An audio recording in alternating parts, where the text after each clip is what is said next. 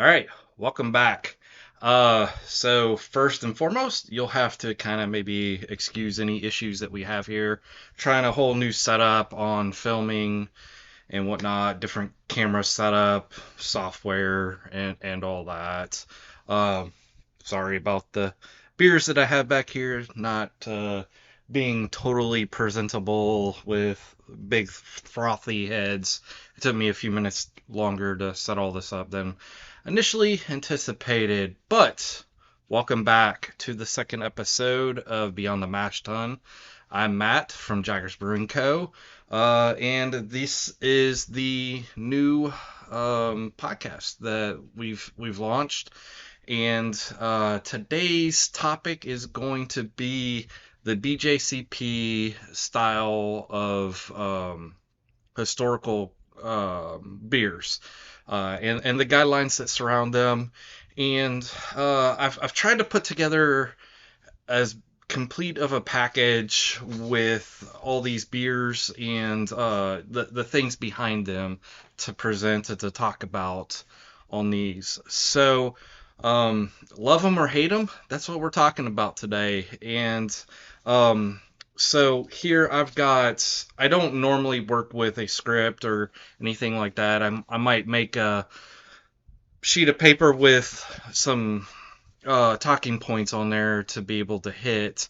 But this is a pretty big subject matter with a lot of the smaller, like nuanced things added into some of these categories and stuff. And so I sat down and I've done some research, and every time I seem to talk about like one of these styles or just the styles in general, I always end up seeming to forget something. And I don't want to do that because, first and foremost, if you haven't heard of any of these styles or brewed any of them, I encourage you to do it. So I want to provide you as much information that I found on them to maybe help encourage those.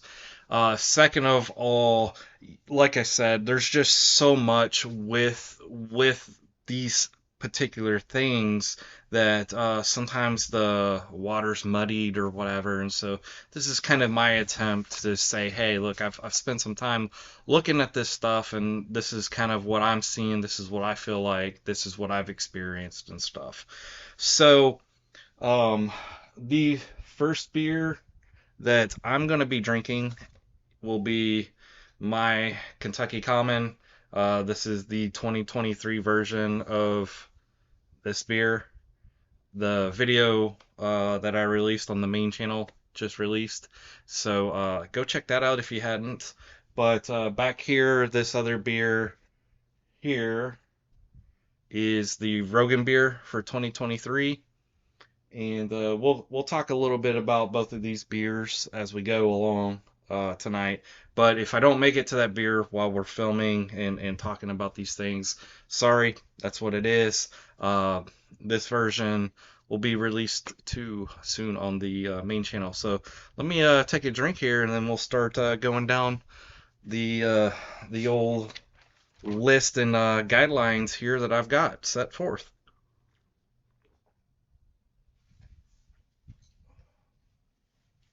So, straight from the site, BJCP site, the historical beer category contains styles that either have all but died out in modern times or that were much more popular in the past times and not as well known, or I'm sorry, and are now only known through recreations. Wow, this is going to be a little bit of one here. The category can also be used for traditional indigenous beers of cultural importance with certain countries. Placing a beer in the historical category does not imply that it is not currently being produced, just that it is a very minor style or perhaps in the process of rediscovery by craft brewers. So for more information, if you would kind of like to see a little bit more of how the BJC breaks down some of this stuff and take a deeper dive into their specific things, such as like the aromas and all that, like a bigger breakdown of each of these individual subcategories. Go check the link in the description to their site. I additionally want to give you a chance to go see uh, my friend's podcast, Michigan Brews. They just recently did a cast on historical guidelines and stuff and brewing as well. Um, excuse me. I had already had this episode planned, and before they did theirs, but I think it's another good reference point to go see a different take, maybe even on some of these beers. So the last update to the historical guideline set for BJCP was the 2021 update, and so the way that I have this formatted right now is we're going to call out a subcategory. We're going to talk a little bit about that one. Then we're going to move on to the next subcategory, so on and so forth. And then we'll just kind of circle back to a few of these things that are left to talk about anyways. And so what I've done is I've taken the basic description of the style, and maybe have given a couple examples of what you would expect, to envision on this beer, kind of what happened to it, and then we'll go on into the next one, and so on and so forth, and then eventually we'll come down to my thoughts and my experiences with some of these that I have brewed. So the first beer that we're going to talk about is the Keller beer. It's basically a Pilsner or Marzen that is unfiltered, unpasteurized. It's fully attenuated German lager. Being that it's a more seasonal, regional brew, once the collectiveness and connectedness of the beer world opened up, it started to fall by the wayside to what we view more nowadays as classic or traditional lagers or pilsners and other ales from like the German area. Um, just kind of in general that whole area where we think of all those pilsners and lagers and all that coming from. This is kind of more of like that throwback to before things kind of became a little bit more commercialized, before the beers really started cleaning up, before they started getting paler and clean, crisp looking and all that. This is kind of like uh not really like raw ale, right? But it's kind of like back in the day, so to speak, as far as that goes. So from my research, it seems that it's a hard to find example in cans and bottles due to it mostly being served straight out of barrels and cask.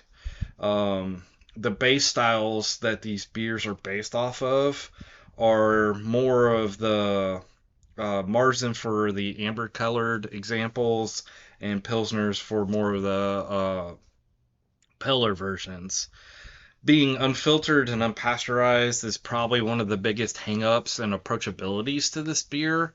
I can see that kind of happening, as those pilsners and those lagers and all those kind of became more and more available and out there. I can see people kind of just getting turned off, because people like to people like to drink with their eyes a little bit, right? And so if they see something that's a little cloudy or whatever, and they're not familiar with that, if they've just been having more and more clear beers, maybe they might steer away from it. So I can see that being a hang up on a beer similar to that. Let's see here. So I have yet to brew one of these. I would probably be more interested. Oh, well, I am interested in brewing one of these. I would probably be more interested in brewing the amber style, being more based on the Marzen style. of it, but that's just due to my own preference. I like the Oktoberfest and Marzens and kind of more of those maltier type beers, especially with the German ones, like the box and all that. You know, pilsners and lagers and all that. Like I'm getting a better appreciation for them, but my personal preference, I think that I would try to focus more on like the Marzen style. I think that that would be fun. I'll eventually make one. Um, at this point in time, who knows when? It's probably going to be sometime in 2024, if not 2025, easily. Um, so next beer will be the good old Kentucky Common. As far as the style guidelines go, subcategories. So here's mine again. And like I said, I'd like to basically relate it to a darkish cream ale. It's supposed to be a clean, dry, refreshing, slightly malty dark beer with high carbonation, mild tasting, light toast, and caramel flavors. They were served very fresh as a sessionable saloon beer. I would say that this one probably hits majority of all those things. It's kind of hard to see the carbonation level trekking through here. I don't know what it looks like there on the camera. Looks like it's a little bit darker than it is in real life. Um, it's not nearly as high carbonation as it probably should be for the style, but I like the beer where it's at right now personally. I don't think I'm really interested in changing too much on this particular recipe. I think I've got it to where I really like it, anyways. But so it was a regional favorite right around Louisville, Kentucky. Um, and it looks like it accounted for about anywhere between 70 and 80% of consumption of local beer sales.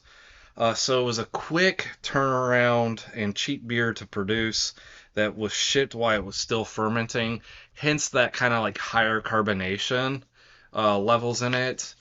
Let's see here. So it was kind of more like that steam type beer, more similar to like the like California common aspect there. Let's see here. So from my research, and I know this is kind of one of those dividing points on this beer. I don't think this beer should be soured. I don't think it has any business being soured. I know that a lot of people like to link it back to like sour mash techniques and stuff from the distillers, because you're in bourbon country, right? And so they would have said, oh well, a lot of what you have in this beer would have been in bourbon or whiskey or whatever the case may be. Um, why I think that some of the ingredients would be, that's for sure. I just don't think that it would be sour mashed. Um, I think that some interpretations of it being soured, be it intentionally through like sour mash, excuse me, or lacto uh, intrusion or pitched lacto there. Um, would be an interesting beer, but I don't think that it's necessarily the style personally. I think that any sour examples that would have been in the past would have probably been incidental through like accidental, lacto getting in a barrel or whatever the case may be. Um, Poor handling of the beer, just not being in a clean place, or sometimes things just happen. Um, so one of the things that I feel like really hurt it right is it being regional and having such a short shelf life. I don't think that it really was able to expand terribly too far outside of some of the neighboring territories around Louisville, Kentucky, the Kentucky area. Like, I wouldn't think that it would make it down all the way to Tennessee. Maybe it would have jumped over a little bit into like um, Ohio or, like Indiana or whatever, but I just don't see it like really going terribly, terribly far. Especially the further back that you get and the earlier that this beer was basically produced. Uh, Prohibition pretty much killed this Louisville native, unfortunately. It is definitely one of my all-time favorite beers to uh, brew. Like I said, I just recently released a video on it, and I talk about some of the inspiration of kind of like what's inspired me to brew this more and more and more. And it doesn't hurt that I was actually born in Louisville, Kentucky, so I spent first 7 years or so of my life there, and so it's kind of nice to like have like a connection point with that. I feel like so. I really dig this beer. It's sad to say that there are no commercial examples available out there for the most part. I know that there's a couple craft breweries that sometimes will fire up their kettles and make something or an interpretation of one, and that is totally awesome.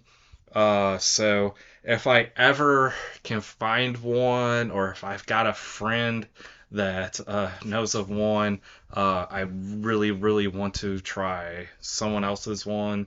I've had like maybe two other examples of some homebrew ones, and while delicious, I think most of them are pretty much following kind of the same kind of techniques and more or less the same recipe, but when you get online, you see like people that have rye in theirs and oats and just all kinds of different hops and stuff like that. I think that the style guidelines for this one kind of spell it out a lot closer to what some people are doing. Not to say that some people are doing it wrong, because I brew wildly too on some things, but this is this is one of my favorite beers, like I said, and I feel like this edition really knocked it out of the park. So for the next subcategory, we have Lichtenheiner. So it's a sour smoked, low gravity, historical Central European wheat beer. Complex, refreshing character due to high attenuation and carbonation, along with low bitterness and moderate sourness. So, this one is yet another example of a kind of just more regional brew. It hasn't quite died out. It looks like it just wasn't brewed professionally for about 10 to 15 years. The popularity of lagers and World War II pretty much were the striking blows for this style. Um, Now there are kind of more and more people getting interested in like those lower sour kind of ABV beers, kind of like thirst quenchers or whatever, kind of like some sessional type deals, and so that's exciting to see. I have yet to brew one of these. I do have one planned on. I do have one that I plan on brewing here pretty soon. I did take a little bit of leadway with the way that I feel like I'm gonna sour it. So stay tuned for that. I've actually got everything here to do it. I just got to find some time to do it. Uh, Now I've only had one other example of this. It was homebrew, and it tasted just like bacon. And so I'm hoping to be able to recreate that. If I can't, hopefully I'll get pretty close to it. It was a fantastic brew, and I'm looking forward to my version of it. Hopefully we'll get really close on the rest of those style guidelines that and that I mentioned will be in the description through the BJCP link on it. So the next style subcategory that we have is the London Brown Ale. It's a luscious, sweet, malty, low alcohol, dark brown ale with caramel, toffee, malt complexity, a sweet tasting finish. Think a sweet stout without lactose.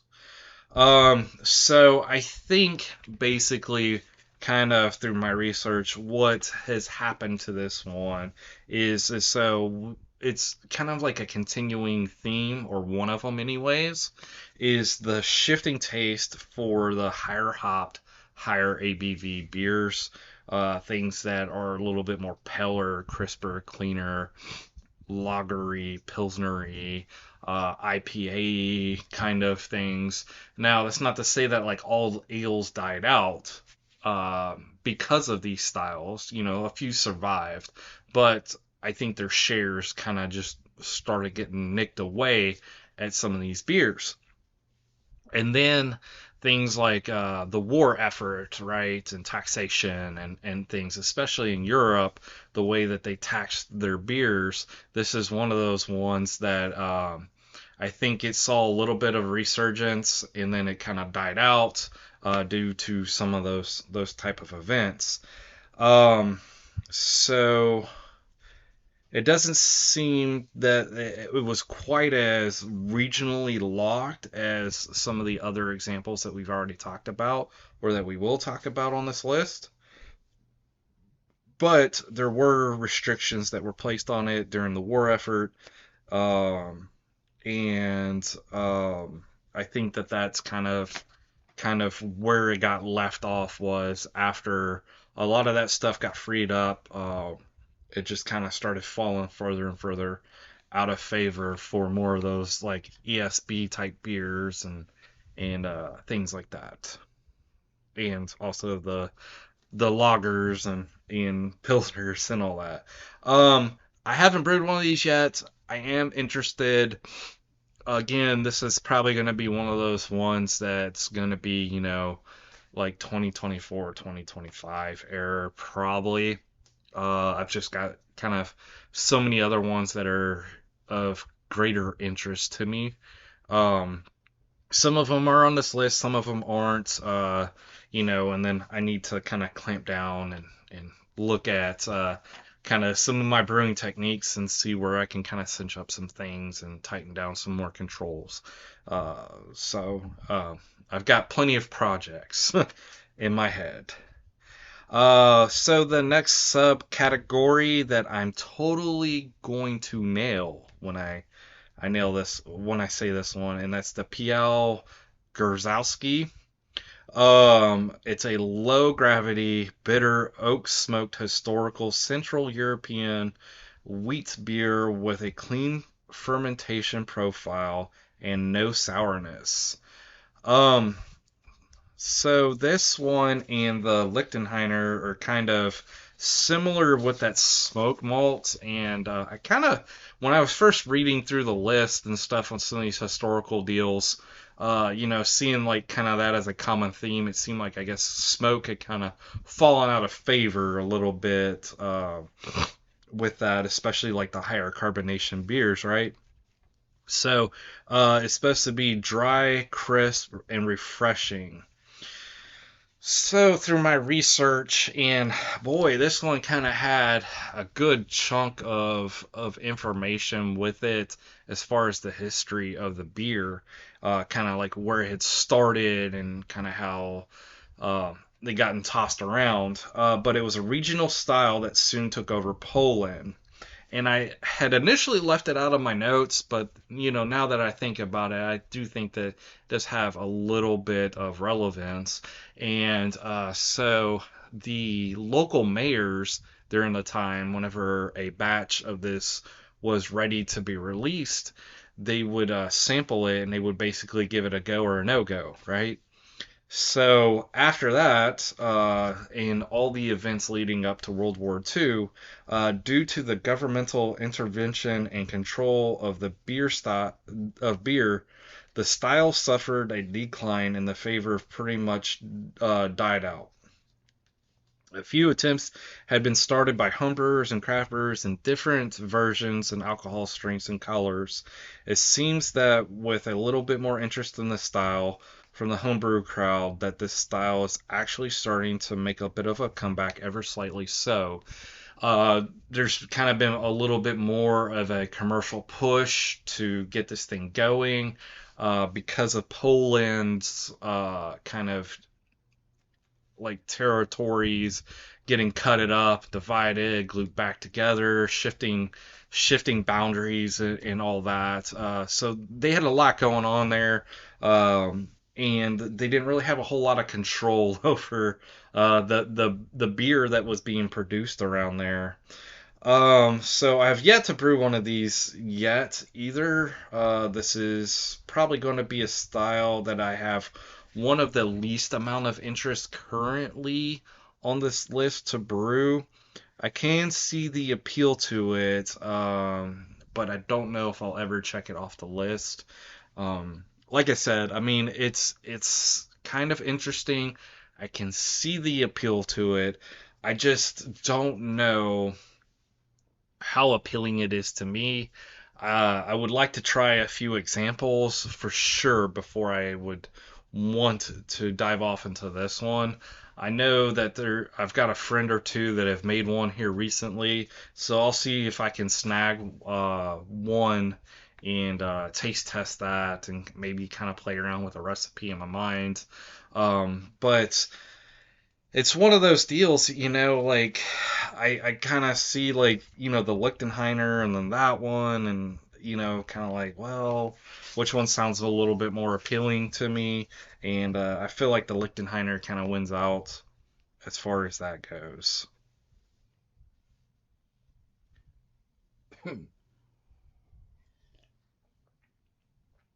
So, next substyle is Pre-Prohibition Lager.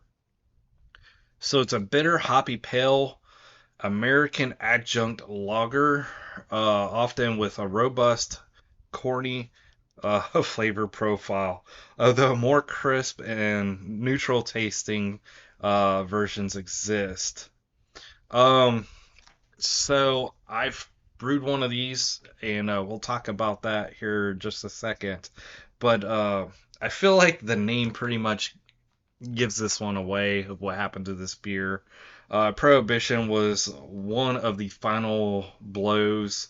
Um, why it was probably, a little bit different tasting, right, than the lagers and pilsners and stuff from, across the seas, the like German and Czechs and stuff like that. I think that it's kind of one of those beers. I don't think that it's necessarily died out all the way because I feel like the American lagers still tried to hold on to a little bit of these roots, but I don't think that I think it being like pre-prohibition lager, I think that the roots of this beer were kind of cut a little too soon, right? But that's just my opinion on it. So I've brewed it, I loved it, and I will brew it again. I can see this one being in my normal rotation of beers if I can ever get that settled out for my personal, just, hang around beers here. I have yet, I mean, so like everything that I brew here for the channel are things that I want to drink anyways. And I keep saying, oh, well, I need to get my summer jam ready this year, and here we are. It's still early July, right? So I still got time for the summer, especially here in Texas. But I've yet to brew my summer jam yet. I've got to still clean out uh, 4 kegs and several cases of beer, get them out of here, so that way I can get some of these other ones made that I really want to. Um, so this is probably gonna be one of the most cleanest and clearest beers I've ever made. I did have a sad moment on this beer. So I was showing it off during a live stream brew day that I was doing. Came inside, swapped around my fittings for my kegs, so that way I could pour it from the tap. And didn't know it, but I tore an O-ring on my pinlock connector on the keg. And so I was outside. I was still brewing and everything. Got finished up. I came inside, and there was probably about 4 gallons or so, 3 gallons of my beer on the ground, and I had just tapped that keg, and so I was pretty upset about that. Be sure to check out that video though for that beer. I was super super happy about that beer. Like I just think about that beer all the time now, and so I probably should just go ahead and brew it, get that out of the way, right? So the very next subcategory is another pre-prohibition beer, and that's the Pre-Prohibition Porter. It's a historical American adaptation of the English porter by German immigrants using American ingredients, including adjuncts. Uh, so this really ended up bl- blending techniques and ingredients from the English, Germans, and continental America or colonial America, however you want to view that aspect. Um, a brew that some of the founding fathers drunk or even brewed themselves. And let's see here. So it started its slow death march, of course, with the increased interest of the pale and clean beers. But here we have another victim of the prohibition, right? So I've brewed one of these. I've shared it. It was okay. I liked it. All right. I felt like it missed on some points, but it did okay when I was entering it into some competitions, which really surprised me, especially after considering sharing it with some other people and other competitors. Or competition-minded people, they were telling me like, "Hey, you've just kind of missed some marks." So if you go back and you look at this video, um, holy crap, I was sick. You can just hear it like in my whole face there. But so I've played around with the recipe and revamped it. Actually, I've got that recipe sitting right over here, next to the Lichtenheiner stuff to brew. So I've got that recipe ready to go with the adjustments that I felt like it needed to make um, on that one to kind of get it a little closer to style. But to look back and see a beer like this that someone like George Washington uh, would have had brewed on his premises, something that like Benjamin Franklin would have had, or even people before them here in America. Like it's just really, really kind of like wild to think that this thing had made it so long, got to Prohibition, died out, and if it wasn't for us homebrewers or wacky craft brewers, right? Like we wouldn't know about it. Like it would be gone. And it's kind of a shame that there's no commercial examples of it. So the next and pretty much second to last subcategory is going to be the Roggenbier. So again, this is my version. I know it kind of looks like kind of Mississippi mud, and we'll talk about that a little bit in just a moment. So a Dunkelweiss beer made with rye rather than wheat, but with a greater body and lighter finishing hops. The rye gives a bready and peppery flavor, a creamy body, a dry, grainy finish that blends with distinctive banana and clove Weizen yeast character.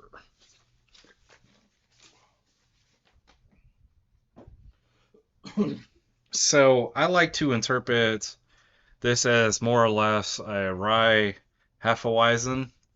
Roggenbier, also known as rye beer, met the axe due to governmental interference at the time, due to mostly poor grain harvesting back then. It prevented rye from being used in beer and only in bread. Roggenbier went missing for about 500 years. So that's kind of nuts, right? Another brew that I really enjoyed brewing, drinking, and tasting other people's examples of. This one is probably one of the more popular uh, historicals out there. And let's see here. I've been encouraged by a lot of my friends and family to never stop brewing this one so they can always have some to drink. So this one's probably one of the more cloudy ones I've ever brewed. This is probably about the, I don't know, seventh, eighth one that I've brewed. I've had some fairly decent success with my Roggenbier here, just being very popular with friends and family. I won a medal with the 2022 version for OpFirm in 2023. Won a bronze, so that was pretty cool. Felt really good to historical beer to be my first medal. So first, my only medal, but I'm working on that. But yeah, I just really like essentially what a rye Hefeweizen is, right? I love rye so much.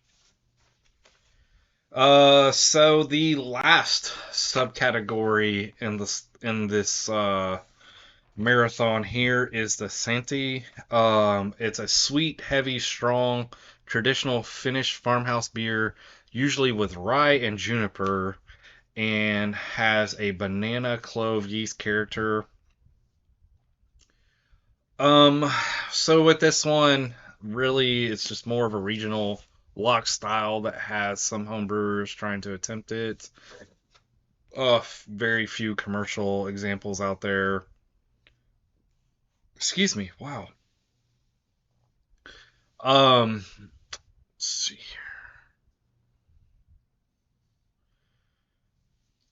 So really to like replicate this one, I think you really need to have that Finnish bread yeast to really be able to call it that historical. I think that's going to be one of those catch deals. Like if you don't have, if you only have like 5% corn in your Kentucky Common, it's probably not Kentucky Common. If you don't have the Finnish bread yeast in it, I don't think it's really this style. Maybe it's something similar. It's another farmhouse. Probably pretty close to something like the raw ales or the Kveik beers from Norway. Scandinavia type deal, right? Um, so I would be excited about brewing this one, but like I said, I'd probably wouldn't use the Finnish bread yeast. I think that's a little hard to get a hold of. So if I start doing that, then I might make some other changes to it. Then it's probably not this style. It might be something that's close enough that I could pass off on it. I would probably use some kind of quake to brew it just to get it close enough, or maybe even some Hefeweizen yeast to really get that character to pop out there. Um, so I think that this is though kind of close enough related to those like Norwegian quite raw ale styles that I've done enough of those that I'm familiar with that. I think that this would be fun maybe if I could ever get that yeast strain, maybe I should look into that. I don't really know. I've messed around with a little bit of juniper. I've got a like kind of juniper uh, or juniper project coming up on a brew that I want to do as well. So who knows? Maybe this might actually become a thing sooner than I thought it would be. So here's all my feelings on all this. Why these beers are important to me, generally speaking. There's a couple styles in here, like I said, not terribly interested in, not very important to me personally, but if they're important to somebody, uh, and it's about, the preservation of a brew and home brewing and stuff, I think that we should try to take those and secure them, document them as best as possible, collect as many of these like indigenous or important brews culturally, and spread them around, because um, you never know what you'll like, right? Until you try it, is my opinion. And also like you can only drink so many pale ales and lagers and stuff like that, with the whole wide world of beer out there. To just even look at this list and see, even though some of these things have some similarities to them, some of these things are so different from each other, much less different than what's available now. Like it's wild to see and think that some of these things are gone, or maybe there's some of these things that haven't even made it on this list yet that are gone. Some that are just gone forever, like. And so I like seeing more and more interest in these styles. I'm not an expert on any one of these. I'm not an expert on the subject matter.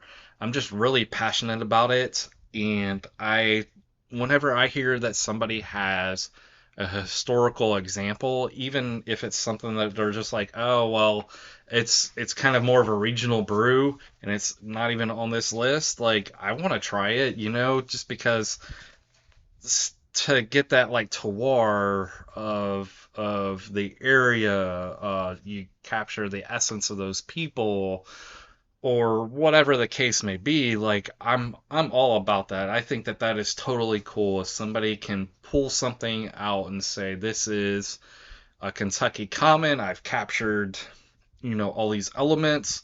Let's taste it. Let's see what that's about.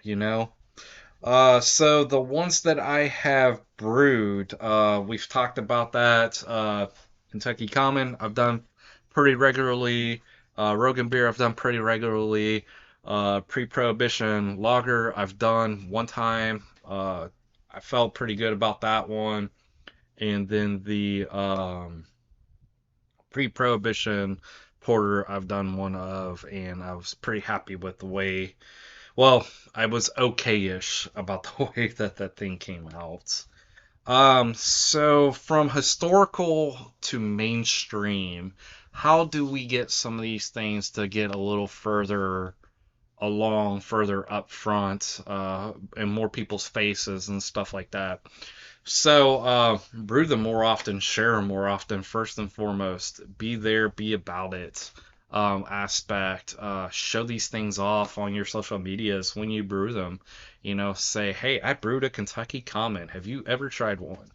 Or whatever. Just do your part in trying to make these things more available to more people. Hey, I heard you like cream ale. Have you ever tried a dark cream ale? Here's a Kentucky Common. Uh, hey, you like Hefeweizens. Here you go. Here's a Hefeweizen with rye, essentially, or something of that matter, right? Um, so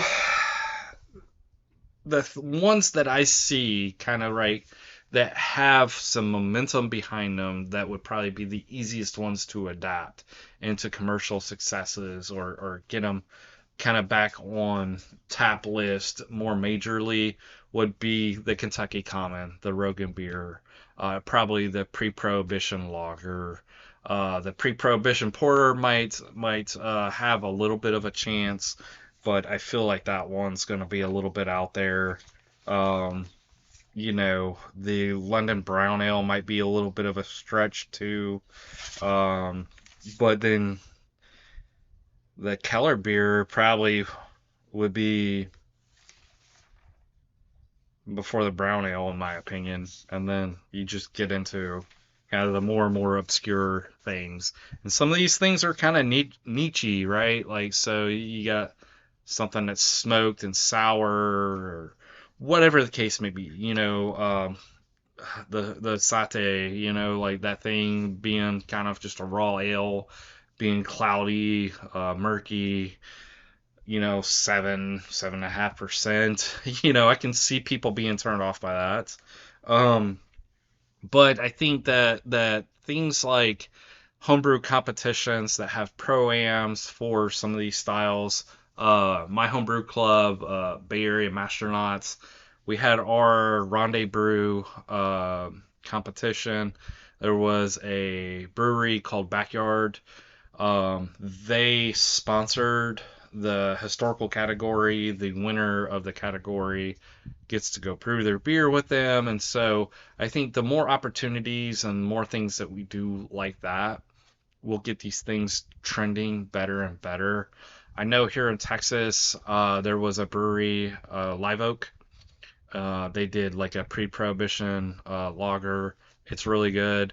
I enjoyed it. I actually had theirs either right before I tapped mine, or it was to help me get over losing mine. So it was right in that area. But so they're out there a little bit. If you ever see a Roggenbier or a Kentucky Common, let me know. Send me one. Flag me down somehow. I want to try some commercial ones. I want to support that so hard. I think there's a lot of beer that's here on this list that a lot of more people would enjoy if they knew about it. Um, so when am I planning on brewing? We talked about that. I'm gonna rebrew the pre-prohibition porter soon, and the Lichtenheiner, probably the Lichtenheiner first, and then get the porter going. Probably save the porter for closer to fall, maybe winter. Have it ready for that time. So, my experience from entering these historical beers into competitions.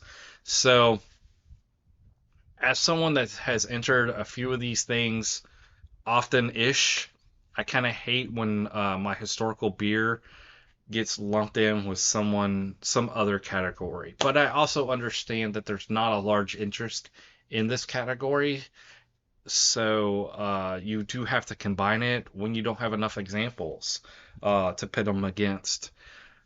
Another hang up that I have is it seems like with any other style sometimes, but especially with historical, you you get some people that don't understand what the style guidelines say, what they mean.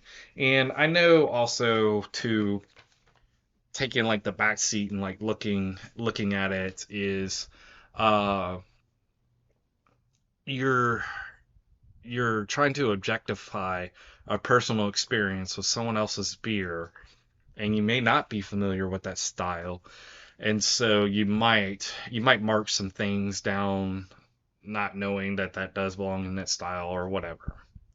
I mean, it is what it is, right? I don't think that you go to this style to win medals. You go to this style to say, I have a recipe. I believe that I understand the process. I believe that I understand the guidelines. Let me see how close I actually am, right? I don't think that it's necessarily the easiest category to win, even though in some cases it might be one of the lowest entered categories out there. So my Kentucky Common has done pretty mid 30s scoring for me. I hope to really try and break the 40s and maybe hit that 45 mark this year with this year's version. If I don't hit that, I'm probably going to be fairly close. It's just about finding that small extra little tweak or two on that one.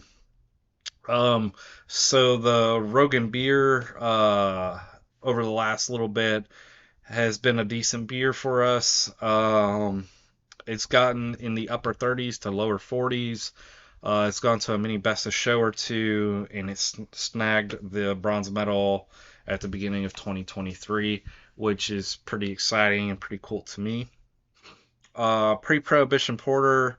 Again, this is one that I was told to not enter and that it needed a lot of work. I had already turned it into a few competitions and it did better than I thought, especially with the feedback that I was given. It was scoring in the upper 30s to lower 40s.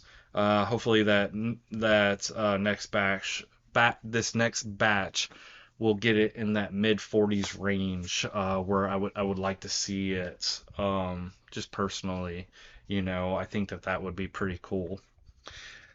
And then last but not least, the pre-prohibition lager. After the sadness of losing this one to the accidents and me drinking a decent amount, I only had a few of them to enter. One of the competitions, I got back my results from, I had entered into the wrong category on purpose, due to I was already limited out in the historical category, due to the Roggenbier and the Kentucky Common. At that point in time, those two beers were a little bit more important to me than the pre-prohibition lager. But so I had entered it under the American Standard Lager, and it scored a 33. I will definitely take that score for sure on that beer. Um, it wasn't within style guidelines, really, but it scored a 33. I put it in a different category. I feel like if I would have put it in the correct category, it'd probably been, maybe the upper to mid 30s area, maybe 38, 35 area probably. I'd have to go back and look at the score sheet. I've still had a few of those beers. They're still out there waiting for some score sheets to come back to me. So we'll see how those things did. I think, again, one of them I had entered in the wrong category on purpose. I think the other one, it actually went in under category. I've got to see. Sometimes I just end up entering some of this stuff and I don't remember what I got where, kind of deal. But it is what it is. Um, so closing thoughts on the historical beer style. Um, I love it. If you've brewed any of these styles, let me know what you think. Let me know what you think of some of the videos on some of these styles that I've done. Um, what do you think it would take for you to brew some of these beers? Let me know down in the comments.